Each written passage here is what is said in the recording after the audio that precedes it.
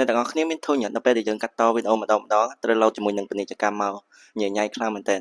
អញ្ចឹងថ្ងៃហ្នឹងខ្ញុំមកប្រាប់ពី app មួយដែលយើងអាច download free ពី App Store ហើយអត់មានជាប់ពាណិជ្ជកម្មអីញញៃទេអ្នកគ្នាហើយសំខាន់យើង save បានកម្រិតខ្ពស់ទៀតអ្នកគ្នាបានរហូតដល់ 4K 60 frame អញ្ចឹងដើម្បីដំឡើង app ហ្នឹងបានអ្នកគ្នាចូលទៅក្នុងអេក្រង់ទូរស័ព្ទដៃទាំងអស់គ្នា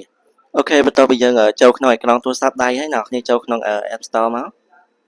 តមកទៀតអ្នកគ្នាចុចកន្លែង search មកនេះ search ពី premium មកអ្នកគ្នា search ទៅ premium មកចាញ់ហើយតមកអ្នកគ្នាចុចចូលមកនេះកម្មវិធីនេះអ្នកគ្នា Adobe Premium AI Video Editor នេះអ្នកគ្នាតែដោយសារតែខ្ញុំបាន install ហើយអញ្ចឹងគឺខ្ញុំមកចូលតែម្ដងអ្នកគ្នាអូខេសម្រាប់នេះគឺខ្ញុំបានកាត់តហើយអ្នកគ្នាបើអ្នកគ្នាចូលមកដំបូងនេះចេញតម្រងបែបនេះតែនេះខ្ញុំបានកាត់តrồiហើយអ្នកគ្នាអញ្ចឹងខ្ញុំចុច export នេះ export មកតមកបើសិនអ្នកគ្នាចង់សេរី setting ទៀតអ្នកគ្នាសេរីមកនេះ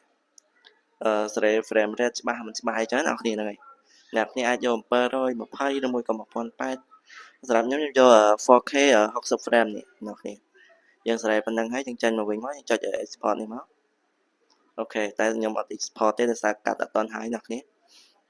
អូខេអញ្ចឹងវីដេអូខ្ញុំមានតែប៉ុណ្្នឹងទេអ្នកគ្នាកុំភ្លេចជួយចុច subscribe ខ្ញុំអ្នកមួយផងដើម្បីទទួលបានចំណេះដឹងថ្មីៗបន្ថែមទៀតហ្នឹងហើយអូខេបាយបាយអ្នកគ្នា